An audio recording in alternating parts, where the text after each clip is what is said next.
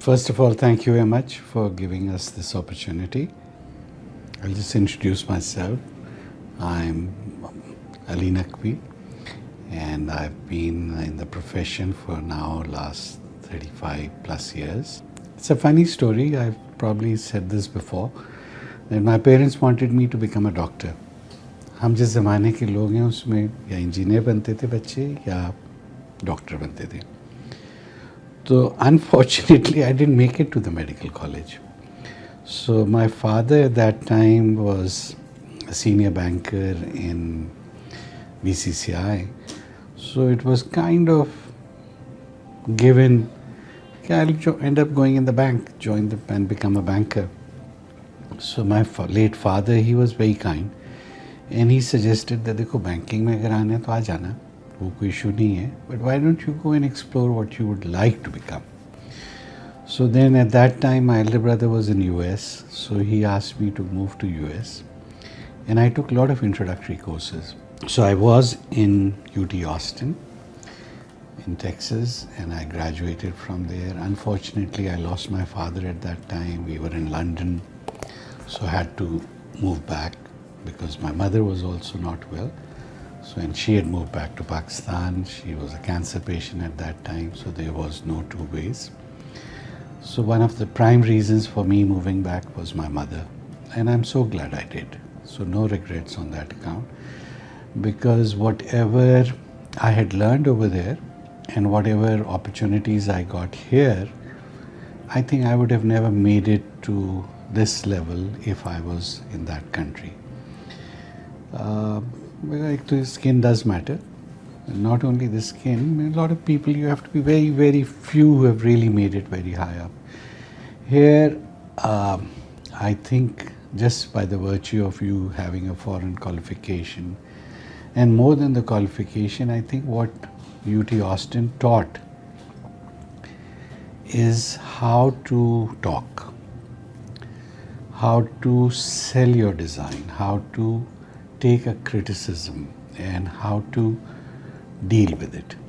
I think these were very important things for my professional life, because design wise, obviously they taught the principles of design and everything, but we used to have a crit on our designs like every 10 days, 15 days, and they would tear you apart. They would, if you worked all night, all week, and next morning they would come and tear the drawings, literally tear the drawings in front of you. So what crap have you made, you know? So people would just shatter, and that was training. That was training that you don't get upset on those things. That was training that you take criticism in a positive way. You take the positive things out of the criticism, improve yourself, and do it all over again.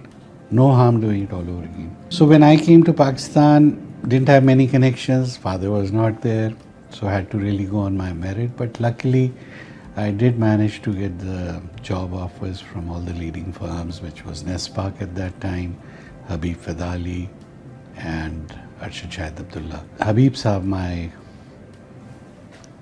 mentor and the person from whom I have learned, and I owe a lot to him for where I am today. So Habib Fadali gave me the opportunity to work on Lahore University of Management Sciences. Sayyid Babar Ali at that time had commissioned Habib Saab for this university project, and he wanted somebody who had studied there. I had a little bit of knowledge of, international campuses, and obviously the qualification and degree was there. So it was a very, very good learning curve for me, and I'm so grateful to him for whatever he taught. So Alhamdulillah, I worked 5 years for Habib Saab, successfully started the Lums University and got the main academic block going at that time, and did the master plan for it, and did few other projects with him. But more than that, he had set the principles. So he had set the architectural principles for me, and he had set the principles of what I would see myself to be in next 20 years, 30 years, where I would like to have seen myself at that time. So there was a very clear path in my mind where I wanted to be, and thankful to my parents, their duas, and my guru, Mr. Habib Fadali.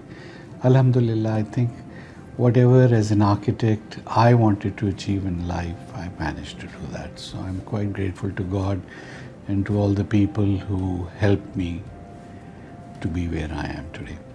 I think basic design principles, basic principles of architectural vocabulary, the credit would go to UT Austin, because they had set us onto a path where we studied a lot of architecture, we practiced a lot of eras of different types of architectures which had taken place, but then everything जिसको कहते हैं ना, जिसको polish करना, that was Habib Fidali.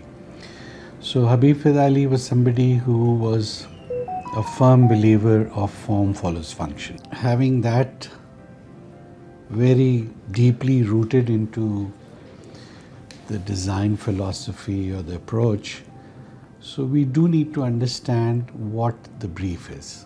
We must be conforming to that. The end product that you will get should be something, A, the client's, does it tick mark all the requirements, has it filled in that, and is it a satisfied, happy customer?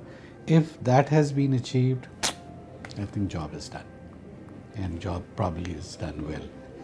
And luckily, I've been lucky in the last 35, 40 years. We've got very good relationship with clients. I believe the urbanization has destroyed the fabric of the cities, especially for a city like Karachi. Because when we talk Karachi, unfortunately, the kind of growth Karachi has had and the amount of people who have been coming into the city was not able to take them so well. But neither we were able to support it as water supply or drainage of water or electricity or any other kind of respect for the neighboring buildings with respect to wind, air and light, which has resulted where we are today. I don't know how to undo that, but a serious master plan for the city of Karachi is missing. Whereas if we look at the same thing in Lahore, I think just by introduction of a major ring road around the city has expanded very well. We don't need to have everything cramped, into the main city, but the road networks, if they are broadened, Karachi has some beautiful coastlines. Karachi has some, and if you go, it goes all the way till Balochistan, and on the other side it goes all the way towards India. But we have just limited ourselves maximum to Hawksway and Sandspit. Beyond that, nobody knows if Karachi does exist or the coastline exists. So I think that's a shame. And we should have explored more on expanding the city, making a better network of roads. And then the last but not, it's a killer, and I feel ashamed, responsible and guilty of the fact that we lose at least 2 to 3 lives per day just by sheer, mismanagement of traffic. And same case is about the disposal. The water does not get disposed after getting treated. Industrial waste does not get treated. So we are polluting our beaches, we're polluting our entire, marine life, and the results are coming. We are seeing what is happening. We are seeing what is happening to the health of people, to the sanity of the city, sanitation-wise, and the mental sanity as well. So I hope something can be done, and I think as Institute of Architects Pakistan, it's always shown the, steps. Our senior architects like Arshad Abdullah and other senior people have really taken a lot of initiatives to make this city a better place. And we as a community of architects, we're always there for the government, for any of the NGOs to come forward and provide our services. A lot of times we've done them free of cost. So I think minus all this philanthropy which is taking place in Karachi would be a dead city. It would fall out in no time. So if not that I'm in support of the free food distribution and all that, because solution वो नहीं है किसी का पेट भरना है. Like I know of a certain community, and I really like their statement that we don't feed a fish, we teach how to catch a fish. And that is what is required. One thing which one must keep in mind is that there's so much to learn. And there's so much to learn from anybody and everybody. You know, everybody has a certain level of experience, knowledge, that they can teach you that. So I think one should never think that I'm Mr. Know-it-all. And that helped me a lot, that thinking. Because if you can continue to learn and go back to school, that helps a lot. So even after my graduation, I have gone back to LUMS, I have gone back to Harvard University for a year. So wherever I could get an opportunity, IBA, I have gone back to, a lot of institutes where I could maybe learn accounting, maybe I could learn music, maybe I could learn how to dance. So wherever you could learn something, learn it. And that helps a lot. So with respect to my seniors, yes, obviously, I told you that I feel I owe a lot of where I am today, repute and name and fame, to Mr. Habib Fadali. Because I think one of the major things I learned from him was how to lead a practice, how to lead the team, how to behave with your colleagues, how to behave with your clients, what should be your way of dealing with people. I think that makes a major impact. And this is not relevant to profession of architecture. I think this is relevant to any profession. But primarily the principles one has to have their values and ethics in place. One has to have their hands clean. I think this is a profession where reputation is very important, because cuts, commissions जो इस वक्त का दौर है और इस वक्त का तरीका है, वो बहुत कॉमन है और इज़्ज़तें बनाने में बड़ा टाइम लगता है और जाने में ऐसे जाती हैं. So I think having certain very clear values, very clear standards helps a lot. Having said all the basic principles, but I do feel at the same time that we are probably one of the most structured architectural practices. Why am I saying that? Because I have worked for some architects, Habib Saab being one. I have seen a lot of practices run by friends and other people. So these guys are either involved too much in design work and, or too much of just running around projects which probably are not going to sustain them, clients leaving them without paying them fully. So we learn from those mistakes, and all this that I had learned from some of my good friends who are good businessmen and all. So I had taken the opportunity to see how they're running their companies. So we structured our company in that manner. So it's not Ali Naqvi alone here. We have made our senior members as directors, so that they take responsibility. We have different studios, so they are really operating as separate offices. They have their own salaries, they have their own budgets, they have their own responsibilities to generate revenues. Whatever they generate, whatever profits, they all come to the main office, and then the percentage of recoveries that they have made, they get a definite benefit for that. So there are incentives there for them, and I don't have to tell them fire this person, hire this person. I have nothing to do with it. They think they need 5 more people, they can go ahead and hire them without going through me. So no red tapeism. I deal with these 5-6 senior people. I interact with a lot of people down there, but design-wise, I deal with all the senior heads, and that's where we interact. I participate in all my client meetings. I'm there with my clients, and each studio rep is there with me in the meetings. Then we have a complete once a month board meeting, if you may call it, where we all sit down and we review our financials every month. We review what projects we are doing, how far we have gotten there, how much time did we spend on that, what more projects should we work on. So it's I think very few architects are running their practices in this manner.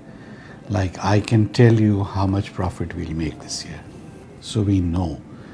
I can tell you what is the budget for stationery, what is the budget for everything, so we budget everything. So I think I've enjoyed my profession, I've enjoyed my position in this office, I've enjoyed my interaction with my people, and we don't have I don't monitor who's doing what time they're coming, what time they're going. It's not enough my business. I need my work done, I need my clients happy. If that is happening, I'm a happy person. And alhamdulillah, the people I'm working with, my team, my colleagues, I'm very happy with them, very satisfied with them. And I think they are also equally responsible for bringing us where we are today. I'm so glad I'm not a doctor. But having said that, maybe people say that I would have been a very good lawyer. But one of the things which I felt during one of these learning things I was talking about, so I took a course in philosophy and psychology. One of the best things I've done in my life was that psychology course. Because I think it's so important to understand why people are the way they are, why people behave in certain ways. And if one can find that out, and if one can learn how to communicate with people, इससे बड़ा talent कोई नहीं, किसी भी field के लिए. If going back to the question, if I was to become something else, probably maybe a psychologist. I think architecture as a field itself is something where a lot of responsibility does come onto you. But I have interacted, my colleagues, my other friends, I think one of the best educations that we are giving out right now, it's not because I'm an architect. Trust me, it's not.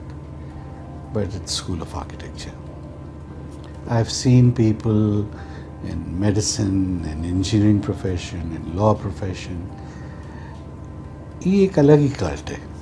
ये एक अलग ही दिमाग के लोग हैं. Because either you're in love with this profession or you're not in this profession. So those 5 years of School of Architecture, you start bonding with your colleagues, and like in UT Austin, the entire, we had 40,000 plus students, and School of Architecture were the only students who had the keys to the buildings. वो जो एक bonding बनती है और वो जो एक शोगल मेला सब कुछ जो होता है वहाँ पर, तो वो एक अलग ही आप mindset से बाहर आते हो. And obviously the responsibility comes in. You will be trusting me and my design with a lot of money of yours. My one wrong decision can lead to major disasters. So we have to plan our things properly. And before we plan, I think most important thing is to understand the brief, to understand the requirements. And then use your best of capabilities to come up with a solution. And the best thing about this field is that there is no one solution. It's not 2 plus 2, 4. It's not. This can have 50,000 iterations, whatever we have designed. And again, going back to Habib Saab, we would work all night without any worry about overtimes or no overtimes, पैसे मिलेंगे नहीं मिलेंगे. रात भर पूरी रात काम करके सुबह प्रेजेंटेशन करना है, शाम को प्रेजेंटेशन है, अगले दिन रात भर लगे हुए काम कर रहे हैं. सुबह को हबीब साहब would come in and he would look at the drawings and he would say, यार, why don't we change this? Don't you think it will look better? With all the presentation drawings ready. And in the morning he comes in and says, let's change this. And we would do it. And I am still blamed in my office for that you know, that there's something you're doing, there's something for which so much work has been done, and then you come in and you say, yeah, let's change it. But I think if it can improve, we must attempt to do that. It's not, people are going to live there, people are going to, you know, lead their lives from there, so work there, pray over there, you know, or whatever type of a building it is, or get treated there. So we must put in best of our efforts, because somebody has trusted you, and let's honor that trust and give it our best, which people do, and in our profession they do take that responsibility. So architecture comes in with a lot of passion, with a lot of love for the profession. I don't think people are watching, you know, their watches at the time कि जी अब छुट्टी का time हो गया, काम है, कर रहे हैं. So we don't operate 9 to 5 type of people. That's not the mindset here. Not that I try my best that my people should go home on time, because work, inshallah, I hope never finishes. I hope so. And it'll happen the next day, but we need to be organized. कि हम पहले उसको, जैसे मैंने शुरू में कहा था, कि we time it also, that we have to have certain targets met this week, so people would put in that much time into the project that they can still manage to. So it's all management. I think you can manage things. Some people just love working and sitting late. I'm not one of those people. So unless times आ जाते हैं कि हमें weekends लगाने पड़ जाते हैं, but majority of the time, 99% of the time, we let people go on their time. So going back to your question, what should be my message to younger lot? First one is, if you are in this profession, I'm sure if you've gone through the School of Architecture, you probably are already in love with the profession. And if you are, then give it your best. And you are, किसी से कम नहीं है कोई, you know. अल्लाह ने सबको अपनी अपनी सलाहियतें दी हैं, और लोगों के साथ अच्छे तरीके से पेश आएँ, अपने क्लाइंट्स को रिस्पेक्ट करें, और अपनी इंटेग्रिटी को उससे ज़्यादा रिस्पेक्ट करें. कि चीज़ें निकल जाती हैं, वक्त निकल जाती है, लेकिन रेपुटेशंस सबसे इम्पोर्टेंट है. बाकी खैर और राज़िकीन उसकी ज़ात है, रिस्क उसने वादा किया हुआ है, तो परेशान होने की क्या बात है. रिस्क वो देगा, आप मेहनत करें, रिस्क अल्लाह देगा. और लोगों को ऑनेस्टी के साथ, क्योंकि इस फील्ड में थोड़ा सा अब कट्स कमीशंस की जो बातें आ रही, उससे अपने आप को पाक रखें, साफ़ रखें. रिस्क हलाल में ज़्यादा बरकत है, और वही आगे लेके चलती है. और दूसरा, अपने माँ बाप की खिदमत करें, उससे सबसे ज़्यादा दुआएं हासिल करें, उसी में बरकत है. उससे ज़्यादा बरकत और किसी चीज़ में नहीं.